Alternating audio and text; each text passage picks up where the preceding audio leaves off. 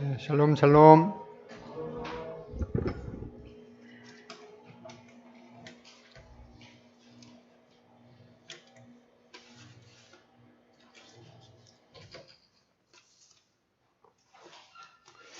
네, 지금부터 한 150년 전에 미국의 그 서부 횡단 철도를 만들어서 그 남북 전쟁 이후에 미국이 이제 연합되도록 하는 그런 공사가 있었습니다. 근데 그 철도가 지나가는 그 길에 그 오래전부터 자기의 삶의 터전으로 삼았던 그런 이제 그 인디언들이 있었는데 그 사람들은 그 철도가 지나가면 자기 삶의 터전을 잃어버리기 때문에 그 철도가 건설되는 것을 이제 반대했겠죠.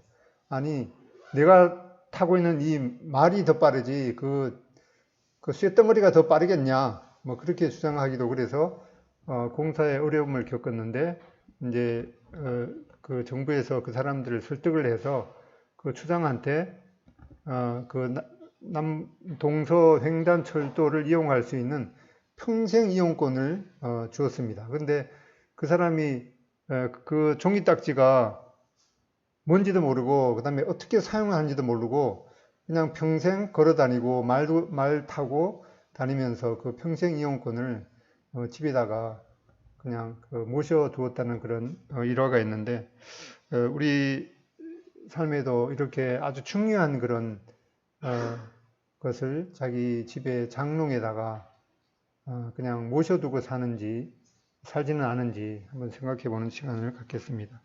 누가복음 19장 11절입니다.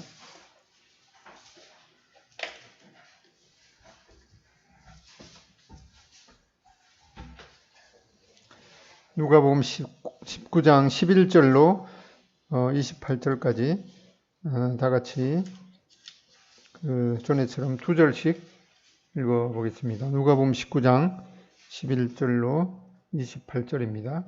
시작.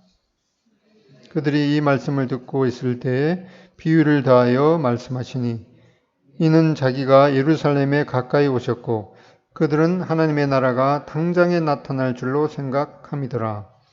이르시되 어떤 귀인이 왕위를 받아가지고 오려고 먼 나라로 갈 때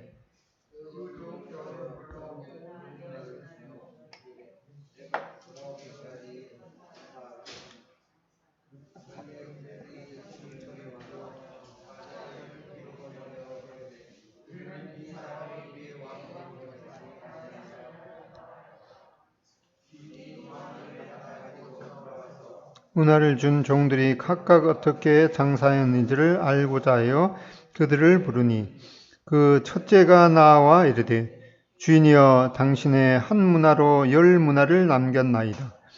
주인이 이르되 잘하였도다 착한 종이여 너가 지극히 작은 것에 충성하였으니 10고을 권세를 차지하라 하고 그 둘째가 와서 이르되 주인이여 당신의 한 문화로 5문화를 만들었나이다.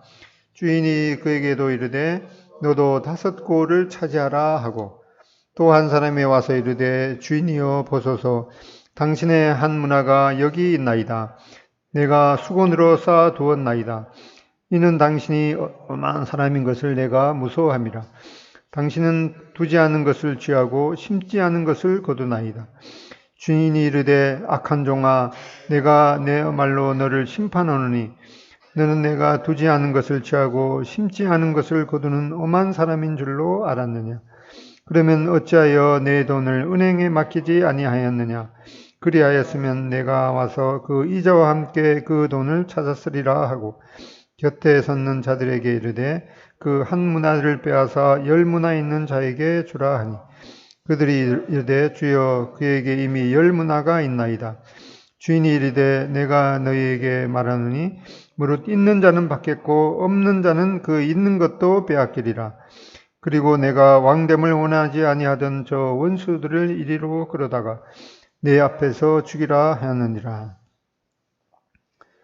네, 이 말씀을 읽어보면 지난주에 그 달란트 비유하고 뭐 거의 비슷한 그런 그 내용인 것 같은데 그런데 좀 더 자세하게 읽어보면은 다른 면이 있습니다. 그 달란트 비유는 그 마태복음에만 나오는 내용이고 오늘 여기 읽었던 이 문화의 비유는 복음서 중에 이 누가복음에만 유일하게 나오는 그런 내용입니다. 근데 여기 보면은 11절에 보면은 11절에 그들이 이 말씀을 듣고 있을 때라고 이렇게 시작되고 있는데 이 말씀이라는 것이 무언가 하니까 그 앞에 보면은 그 유명한 삭개오 이야기가 나옵니다. 그러니까 삭개오에 관한 그 이야기를 듣고 있을 때 이어서 주님께서 이 말씀을 해주신 것을 보게 됩니다. 이 삭개오 참 유명한 이야기죠.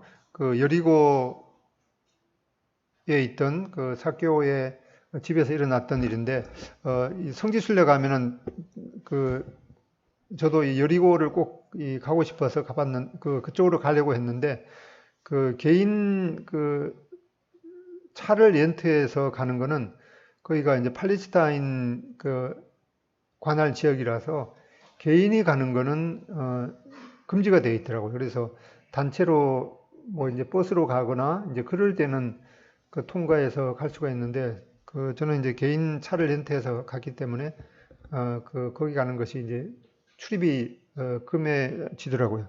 거기 가보면은 그 삭개오가 올라갔을 것으로 여겨지는 이 수천 년 된 그 무화과 그 뽕나무라고 이러는데 실제로 지금 개역 개정에는 그거를 이제 돌 무화과 나무로 그 구체적으로 알려져 있는데 그 삭개오가 올라갔을 것으로 여겨지는 그 돌 무화과 나무가 지금 거기에 기념으로 되어 있기도 합니다.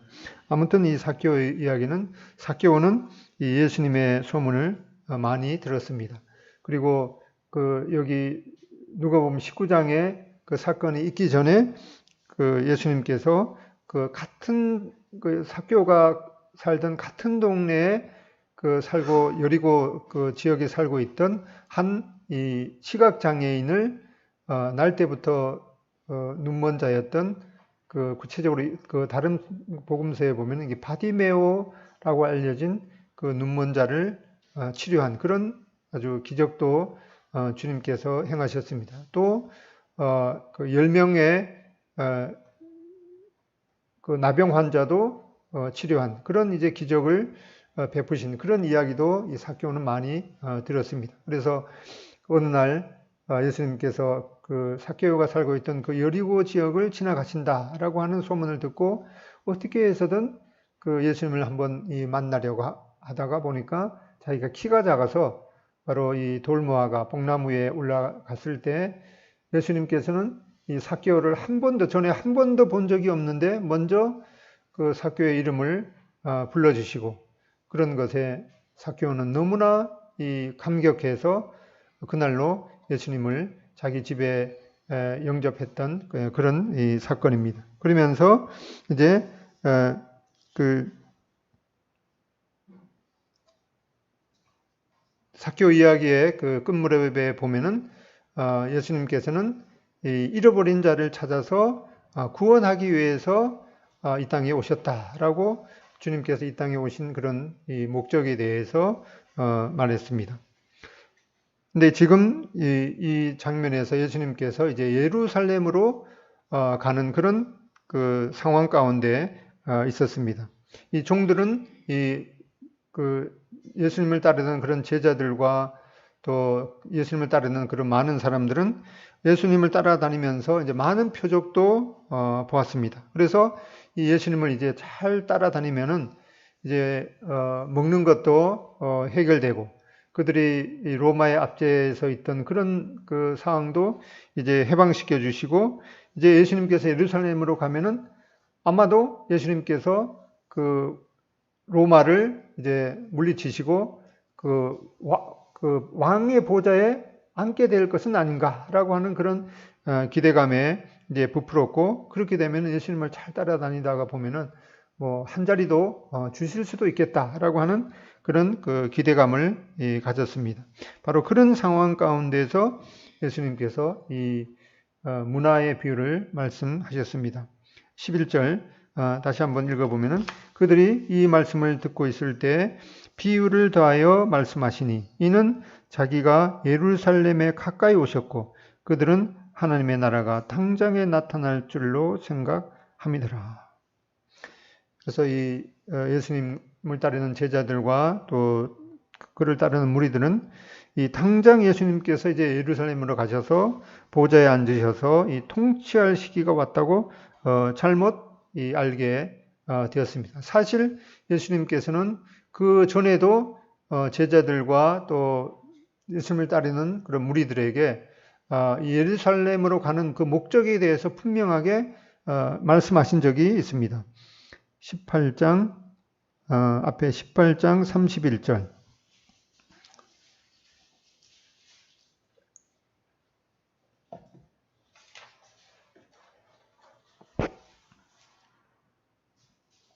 (18장 31절에) 보면은 예수께서 12 제자를 데리시고 이르시되 보라 우리가 예루살렘으로 가노니 선지자들을 통하여 기록된 모든 것이 인자에게 응하리라. 32절 인자가 이방인들에게 넘겨져 희롱을 당하고 능욕을 당하고 침뱉음을 당하겠으며 그들은 채찍질하고 그를 죽일 것이나 그는 3일 만에 살아나리라 하시되 제자들은 이것을 하나도 깨닫지 못하였으니 그 말씀이 감추었으므로 그들이 그 이르신 바를 알지 못하였더라 라고 말씀하셨습니다. 이렇게 말씀하셨듯이 예수님께서는 지금 예루살렘으로 가는 것이 이 보좌에 오리려고 가시는 것이 아니라 이 십자가를 지시러 가는 것이라고 분명하게 말씀하셨습니다. 그러나 여기 34절에 이런 것처럼 그 말씀이 제자들에게도 감추었기 때문에 제자들도 이 하나도 깨닫지 못했다고 말씀하고 있습니다. 예수님께서는 이 부활의 영광을 경험하기 위해서는 비참한 죽음의 그 십자가의 죽음을 먼저 통과해야만 했습니다. 예수님께서 이 영광의 보좌에 앉기 전에 이 세상 그 통치자인 이 빌라도의 재판석에서 이 죄인의 하나로 취급을 받으셔야만 했습니다. 그 후에 예수님께서 그 고난을 통과하시고 이제 부활 승천하셔서 이 아버지 집으로 가셨다가 다시 수많은 천사와 함께 다시 오시는 이러한 그 지연 절차가 있어야만 했습니다. 바로 그런 상황 가운데서 예수님께서는 제자들과 그분을 따르는 사람들에게 이 문화의 비유를 말씀하시게 되었습니다. 우리가 11절에 이 문화의 비유를 하시게 된 그 이유를 살펴보았는데 바로 이 하나님의 나라가 당장 세우는 것이 아님을 알리기 위함이었습니다. 여기에 이 11절에 하나님의 나라가 당장 나타난다는 말이 이 예수님께서 하신 이 말은 특별한 그런 용어입니다. 이 나타난다는 말은 이제 그 빛이 비치면서 출현한다라고 하는 그런 의미인데 지금 예수님께서 예루살렘으로 가시는 것이 당장 하나님의 나라를 이 빛 가운데 드러내는 것이 아니라 이 준비 단계에 있는 것임을 말씀하고 있습니다. 환한 그런 빛 가운데 하나님의 나라가 임하는 것은 예수님께서 아버지 하나님께로 갔다가 이제 재림하실 때 이루어지는 일이고 지금은 이 왕국의 이 기초를 세우는 작업으로 십자가를 지심으로 이 죄를 정결케 하는 그런 일을 먼저 하셔야만 했습니다. 그리고 이제 그 십자가의 죽으심을 통과한 이후에 부활 승천하셔서 아버지 집에 가서 이 믿는 자들을 위한 그 초소를 예비하기 위해서 다시 아버지 하나님의 집으로 가셨다가 오셔야만 했습니다. 그리고 이 문화의 비유를 하신 그 두 번째 이유는 그렇게 예수님께서 십자가의 고난과 또 그 죽으심과 이 부활을 통해서 믿는 자의 그 초소를 예비하러 가시는 동안에 그런 그 기간 동안에 이제 예수님을 믿는 자들이 무엇을 해야 되는지 그것을 알리시기 위해서 이 문화의 비유를 또한 말씀하셨습니다. 이 비유를 하시면서 예수님께서는 실제적으로 역사상 일어났던 그 역사적인 사건을 통해서 이 내용을 말씀하셨습니다. 무슨 그 사건인가 하니까 이 당시에 이스라엘이 이 로마의 식민지로 있었습니다. 때문에 그 유대인들이 살고 있던 이 팔레스타인의 그 왕이 되려면은 그때 이 팔레스타인을 실제적으로 통치하고 있는 이 로마 황제의 그 인준을 받아야만 했습니다. 우리가 알듯이 그 예수님이 탄생하실 그 무렵에 그 유대인의 왕은 이 헤롯 그 대왕이었습니다. 그래서 이 헤롯 대왕도 그 실제적으로는 그 이방의 그 피가 흐르는 그런 사람이었기 때문에 이 정통성이 없었습니다. 그래서 이 헤롯 대왕도 이제 로마 황제한테 가서 이제 가까스로 유대인의 왕으로 이제 그 인준을 받았습니다. 그렇게 해서 있다가 보니까 아니 예수님이 태어났을 때 사람들이 바로 예수님의 탄생하신 그런 그 소식을 듣고 유대인의 왕으로 태어나신 이가 어디 계시뇨? 그런 말을 들으니까 아니 나 말고 또 유대인의 왕이 있단 말이야? 하고 이 헤롯 대왕은 자기가 왕위에 오를 때 이 가까스로 되었기 때문에 자기의 자리에 대해서 늘 안절부절하는 그런 마음이 있었기 때문에 그때로부터 이제 그 한 2살 된 그런 남자아이를 이제 다 죽이라는 그런 명령을 내리기도 했습니다. 이제 그로부터 한 2, 3년 후에 이 헤롯 대왕이 이제 죽게 됩니다.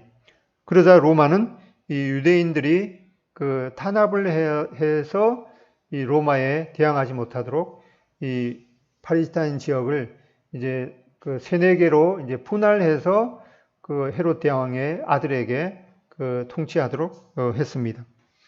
그 헤롯 대왕의 아들인 이제 아켈라오, 안디바 그리고 빌립. 이 성경에 보면은 이제 아켈라오, 안디바, 이 빌립 뭐 이런 그 분봉왕의 이름이 나오는데 특히 헤롯 대왕의 이제 맏아들이 이 아켈라오였는데 이 아켈라오가 이제 그 예루살렘 있는 그 유대 지역을 이제 맡게 되었는데 이 아켈라오가 이제 자기가 그 헤롯 대왕의 그 맏아들이니까 이제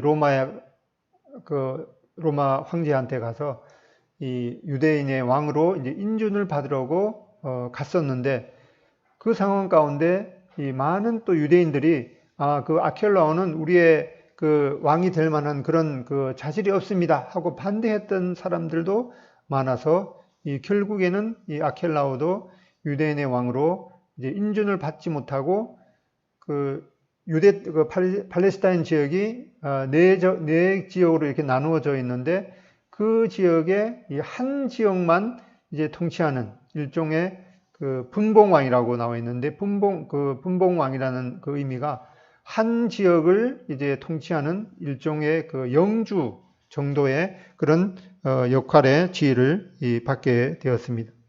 예수님께서 이러한 역사적인 그 사건을 통해서 이 문화의 비유를 말씀하셨습니다. 여기에 이 왕위를 받으려고 먼 타국에 간 이 귀족 한 사람은 바로 예수님의 비유되고 있습니다. 그렇다고 예수님께서 아켈로처럼 이 왕위를 받으려고 갔다가 실제로 왕위를 받지 못한 이제 그런 것은 그런 것은 아니라 이 아켈라오 사건을 통해서 일부 사건을 통해서 그 이야기를 더 확장한 그런 내용인 것을 보게 됩니다. 이 귀족 한 사람은 이제 왕위를 받으려고 먼 나라로 가면서 이제 종 10명에게 이 각각 그 은화 한 문화씩 나누어 주면서 내가 돌아올 때까지 장사하라라고 하는 그런 명령을 내렸습니다. 지난주의 내용을 살펴보면은 이 달란트 비유하고 비슷한 그런 보이지만은 이 달란트 비유에서는 각자의 능력대로 이 첫 번째 종에게는 이 5달란트, 또 두 번째 종에게는 2달란트, 또 세 번째 종에게는 이 1달란트씩 이렇게 주고 장사를 하도록 명했는데, 여기 문화의 비유에서는 이 10명의 종에게 다 똑같이 한 문화씩 이렇게 주면서 귀인이 돌아올 때까지 장사하도록 했습니다. 지난주 일주일 됐는데, 이 1달란트가 노동자의 몇 년치의 임금이라고 기억하고 계십니까? 예, 잘 기억하시네요. 20년의 그 노동자의 품삯인데, 여기 한 문화는 그 달란트에 비해서는 이제 많이 적은 이 노동자의 100일치의 임금에 해당되는 그런 그 금액입니다. 이 달란트 비유와 이 문화 비유를 이제 잘 구분해야 되는데, 그 유명한 성경학자인 이 캠벨 몰간의 설명에 따르면은 이 달란트 비유에서 이 달란트는 각자의 능력대로 서로 다르게 그 재능에 따라서 분배된 그 은사를 의미한다면은, 이 문화는 하나님의 나라를 위해서 일할 수 있도록 부여받은 이 균등한 이 기회를 의미한다고 말씀하고 있습니다. 이 달란트 비유에서도 주인이 반드시 돌아와서 이 맡긴 것을 결산하게 되는 것처럼, 여기 15절에도 보면은 귀인이 이 왕위를 받아가지고 돌아와서 이 한 문화씩 균등하게 배부한 그 종들에게 그동안 장사를 어떻게 했는지 이제 결산할 것임을 말씀하고 있습니다. 14절에 보면은 그런데 그 백성이 그를 미워하여 이 사자를 뒤로 보내어 이르되 우리는 이 사람이 우리의 왕됨을 원하지 아니하나이다 하였더라. 여기 보면은 이 말씀이 내포된 것처럼 이 아켈로가 그는 이 왕이 되는 것을 이 많은 유대인들이 반대한 그런 그 적이 있었습니다.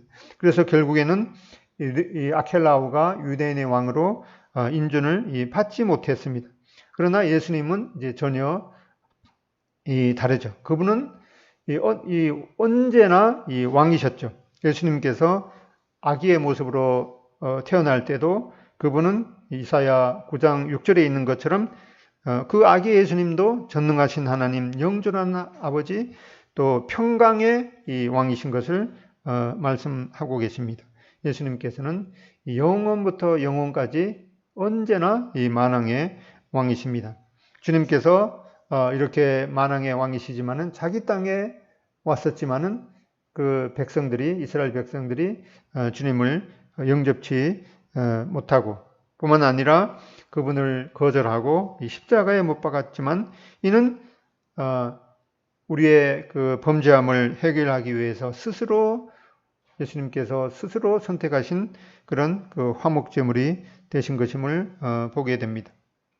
돌아오신다는 그 약속대로 이 반드시 돌아온 주인은 종들이 그동안 장사를 어떻게 했는지 결산하게 됩니다. 첫 번째 종은 여기 말씀에 있는 대로 그 한 문화로 이 10문화를 맡겼습니다. 그런 것에 대해서 이제 17절에 보면은 주인은 잘하였도다. 착한 종이여, 내가 지극히 작은 것에 충성하였으니 10고을 권세를 차지하라 라고 칭찬하십니다.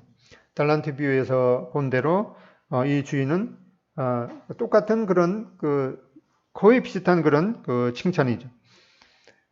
바로 예수님께서는 착한 동기, 또 충성스러운 태도, 또 종의 모습으로 섬긴 그 봉사에 대해서 이 상응한 보상을 내립니다. 이 달란트 비유에서는 이 달란트를 많게 받았던 또 적게 받았던 100% 이윤을 남긴 것에 대해서 문자 그대로 이 동일한 칭찬과 보상이 있었는데, 여기에서는 모두 동일하게 한 문화를 받았지만은 이 각기 다른 이윤을 남긴 그 비율에 따라서 이 차등의 보상이 주어지는 것을 보게 됩니다. 은사를 주시는 것은 하나님의 이 천적인 주권에 속합니다. 우리는 이 땅에서 이 눈의 그 역할의 은사를 받았다면은 이 코의 역할은 할 수가 없습니다. 또 귀의 그 역할 은사를 받은 사람이 입의 역할을 할 수가 없겠죠. 이렇게 각각 다른 은사를 주시는 분은 이 하나님의 이 고유 고난에 속한 것임을 보게 됩니다. 우리가 자녀를 키울 때에도 보면은 이 문학적인 그런 은사를 받은 그런 이 사람에게 이 어려운 그 수학의 이 미적분 문제를 풀고 풀라고 하는 것은 이 고문에 가까운 그런 것에 속합니다. 우리는 하나님께서 주신 은사가 우리 생각에 어떤 것이 귀하거나 어떤 것이 이 천하게 그렇게 보일 수도 있지만은 모두 이 몸된 교회를 온전히 세우도록 하나님께서 이 하나님의 고난대로 은사를 주시고 사용하도록 하셨습니다. 그러나 이 가장 귀한 지체가 눈에 보이지 않는 것처럼 우리 신체에 깊숙이 중요한 그런 지체가 숨겨져 있습니다. 우리 교회 지체 중에 누가 이 심장의 역할을 하고 있는지 우리가 잘 알 수 없을지도 모릅니다. 그러나 또한 그 심장의 이 역할을 잘 하기까지 모든 지체가 또 각기 제 역할을 잘 해야 하는 것입니다. 요즘에 나오는 이 복잡한 그런 이 전자 제품도 이 작은 부품 하나로 작동이 안 될 수도 있는 것과 같습니다. 이 달란트 비유에서 한 달란트 받은 자가 그것을 이 땅 속에 두었다가 책망을 받은 것처럼 여기 한 문화를 보자기에 싸서 두었다가 그대로 내놓고 나서 나중에 그 주인이 들어와서 이 책망을 받고 그 있는 것마저 빼앗기게 되었습니다. 27절에 보면은 내가 왕됨을 원하지 아니하던 저 원수들을 이리로 그러다가 내 앞에서 죽이라 하였느니라. 이 악한 종은 주님께서 끝까지 왕이 되는 것을 원치 않았습니다. 그래서 이 왕이 그 주인이 이 다시 돌아오는 것에 대해서 무감각하게 있다가 어느 날 갑자기 그 주님 앞에 서게 된 것입니다. 앞에서 말했듯이 이 문화의 의미는 하나님의 나라를 위해서 일할 수 있는 모두가 동일하게 받은 그 동일한 기회를 의미합니다. 이 기회는 어느 누구에게나 하루 24시간이 주어져 있습니다. 모두가 동일한 기회를 부여받았습니다. 에베소서 5장 15절에 보면은 그런즉 너희가 어떻게 행할지를 자세히 주의하여 지혜 없는 자 같이 하지 말고 오직 지혜 있는 자 같이 하여 세월을 아끼라. 때가 악하니라. 여기에 세월을 아끼라라고 하는 그 말은 이제 다른 말로 시간을 이제 구속하라라고 하는 그런 단어로 쓰여져 있는데 이 말은 이제 시장에서 장사하는 사람들이 사용하던 그런 용어라고 합니다. 바로 기회를 돈 주고 사라. 또 하나님의 나라 확장과 번성을 위해서 그런 하나님의 나라의 확장과 번성을 위해서 이 장사에 종사하라는 이 말입니다. 어떤 사람은 말하게 되죠. 나는 하나님의 나라를 위해서 부여받은 이 달란트, 즉 이 은사도 없고 또한 이 하나님의 나라를 위해서 일할 수 있는 그런 기회, 이런 문화도 없어요라고 할지도 모릅니다. 그러나 이 달란트 비유에서는 이 각자 능력에 따라서 재능에 따라서 받은 그 은사대로 이 착한 동기와 충성스러운 태도와 이 종처럼 이 섬기는 그런 그 봉사에 대해서 주님께서 기뻐 받으시고 동일한 칭찬을 하셨습니다. 한편 여기 이 문화의 비유를 통해서 보게 될 때 우리에게 각자 동일하게 주어진 이 기회를 깨닫고 이를 활용하는 그런 지혜를 구해야 할 것입니다. 어떤 사람은 이제 자녀가 많아서 그 자녀의 이 뒤치다거리를 하다가 보면은 내가 하나님의 나라를 위해서 구체적으로 할 수 있는 그런 기회가 전혀 없는 것 같다. 이렇게 그 불평할 수도 있을지 모릅니다. 그러나 그 자녀를 이제 그 지혜와 또 키가 자라고 또 하나님과 사람 앞에 사랑받는 그런 이 자녀로 잘 키워서 그 자녀가 이제 커서 이 하나님의 나라의 번성과 또 확장을 위해서 귀하게 사용된다고 하면은 그 몫은 바로 그를 훌륭하게 키우는 어머니의 몫일 것입니다. 또 그런 이 바쁜 가운데서도 이제 주님께 지혜를 구해서 또 하나님의 말씀을 듣고 하나님을 찬양하는 또 그런 또 그 시간을 확보하는 그런 지혜도 필요할 것입니다. 부활하신 주님께서 이 지상 대명령을 통해서 이 말씀하신 대로 이 구체적으로 이 전도의 은사를 받은 사람은 이 그 은사를 잘 활용해서 이제 영혼들을 구령하는데 사용할 수가 있을 것입니다. 또한 이 말씀을 잘 이제 가르치는 그런 또 은사를 받은 사람은 그 지상 대명령의 그 부분에 있는 말씀대로 말씀을 잘 연구해서 또 연구하고 가르쳐서 주님께서 말씀하신 내가 분부한 모든 것을 가르쳐 지키게 하라라고 하는 그런 명령을 이제 순종하면서 부지런히 말씀을 또 연구하고 가르치는 것이 필요하겠습니다. 저는 전도의 은사도 없어서 전도도 잘 못하겠고 또 전도 방법에 대해서 뭐 배우기도 했지만은 영 자신이 없다고 해서 주저 않는 그런 분이 있을지도 모르겠습니다. 그런데 요즘처럼 이 복음을 전하기가 쉬운 때도 없는 것 같습니다. 이 손가락 몇 번만 이렇게 움직이면은 그 훌륭한 그 전도자가 그 전도한 그 영상을 세계 어느 곳에도 그 구도자한테 전달할 수가 있습니다. 그것도 다 돈 한 푼 안 들고 무료로 할 수가 있습니다. 사실 그렇게 하는 데는 그 관계된 그 당사자가 이제 그 사전 작업이 필요합니다. 그 전도 대상자의 마음을 이제 누그러뜨리기 위해서 요즘엔 선물도 뭐 주소가 없어도 할 수 있잖아요. 그냥 뭐 카톡으로 이렇게 간단한 선물 하나를 전달하는데 그때는 사전 그 동의를 구할 필요가 없죠. 내가 너한테 선물 하나 할 건데 잘 받아줬으면 좋겠다. 이렇게 할 필요도 없습니다. 그냥 깜짝 선물하면은 너무나 기뻐하겠죠. 그런데 이제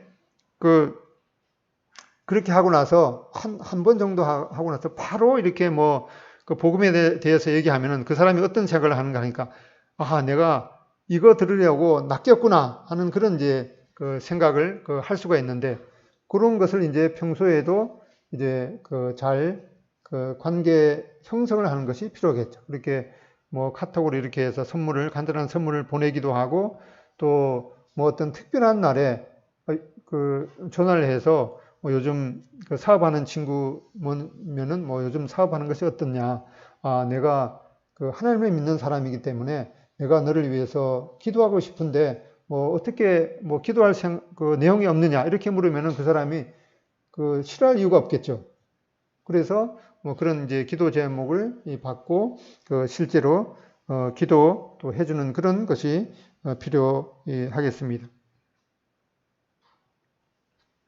그리고 나서 이제 적당한 시기에 이제 그 친구한테 이제 뭐 직접 전화를 걸거나 또 문자를 보내서 사실은 내가 너에게 꼭 전해주고 싶은 내용이 있는데 그렇게 해서 이 유명한 그 분이 전도 영상을 한 것이 있는데 내가 보낼 테니까 그걸 이제 들을 수가 있겠느냐 이렇게 했을 때 아주 정색을 하면서 나 지금 그거 듣고 싶지 않다 이렇게 하면은 그때는 이제 보내는 것은 좀 무리겠죠. 왜냐하면 보내봤자 금방 이제 지워버릴 거기 때문에. 그런데 그렇게 말했을 때 그래도 한번 들어볼게 이렇게 얘기하면은 이제 기도하면서 뭐 지인팀이나 이렇게 그런 데 보면은 그 대상자에 맞게 여러 전문 전도자가 그 설교한 그런 그 시리즈 내용들을 하나씩 이렇게 보내줄 수가 있습니다. 그리고 하나를 보내고 나서 한 3, 4일 정도 지나고 나서 그 영상을 들어봤느냐 이렇게 물으면은 뭐라고 이제 반응이 있겠죠. 그러면 이제 그 다음 반응에 대해서 또 다음 영상을 보내면서 이제 기도하는 그런 그 작업을 할 수가 있겠습니다. 저도 지난주에 구도자를 생각하면서 두 사람한테 이 복음 영상을 전달하면서 기도했습니다. 이렇게 이 손가락 몇 번 움직이는 걸로 얼마든지 이 확실한 전도를 할 수가 있는데 이것마저도 나는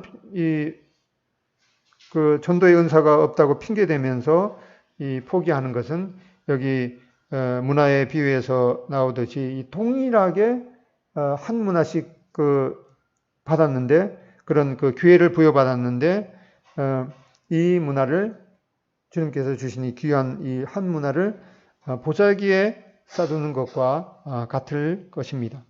그런 행동에 대해서 주님께서는 이 악한 종아라고 책망하는 것처럼 이 악하다고 하는 그런 주님의 책망이 있을 것을 명심해야겠습니다. 이 어떤 이런 작업을 통해서 이 어떤 전도 대상자에 대해서 이 어떤 영상을 보내야 될지 이제 잘 또 기도하면서 또 선별하는 것이 필요하겠습니다. 그러기 위해서는 아까 말씀드린 대로 관계된 사람이 먼저 이러한 사전 작업을 하는 것이 필요하겠습니다. 이거 못하실 분은 없지 않겠습니까? 그리고 이 어떤 대상자에 대해서 어떤 전도 영상을 보내면 좋을지 저한테나 물어보거나 또 다른 분한테 여쭤보셔도 되겠습니다. 23절에 이 한 문화의 장사 미천을 묻어둔 사람에게 주님께서 그러면 어찌하여 내 돈을 은행에 맡기지 아니하였느냐 그리하였으면 내가 와서 그 이자와 함께 그 돈을 찾았으리라 라고 이 주님께서는 그 한 문화를 보자기에 싸서 방치하지 말고 은행에 맡겨서 이자라도 받아야 된다고 책망하셨습니다.